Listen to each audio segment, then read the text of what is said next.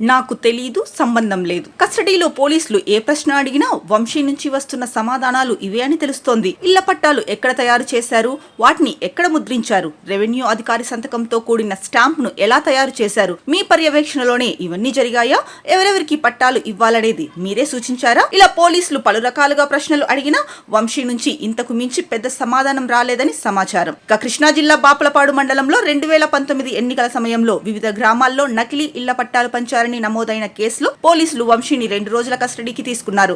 ఇందులో భాగంగా విజయవాడలోని జిల్లా జైలు నుంచి హనుమాన్ జంక్షన్ పోలీసులు తీసుకుని కంకిపాడు తీసుకొచ్చారు. వైద్య పరీక్షలు నిర్వహించి కంకిపాడు స్టేషన్ కు తరలించారు. అక్కడ గన్నవరం డీఎస్పీ చలసాని శ్రీనివాస్ పర్యవేక్షణలో హనుమాన్ జంక్షన్ సిఐ సత్యనారాయణ విచారించారు. దాదాపు 4.5 గంటల పాటు 20 ప్రశ్నలు వేశారు. న్యాయవాదులు దేవి సత్యశ్రీ, తానికొండ చిరంజీవి సమక్షంలో ప్రశ్నించారు. ఇవాళ కూడా విచారణ నిర్వహించాల్సి ఉండడంతో వంశీని కంకిపాడు స్టేషన్ లోనే ఉంచారు. శ్వాస సంబంధ సమస్య ఉండడంతో సిపాప్ పరికరాన్ని వినియోగించేందుకు వంశీకి నూజివీడు కోర్టు అనుమతినిచ్చింది.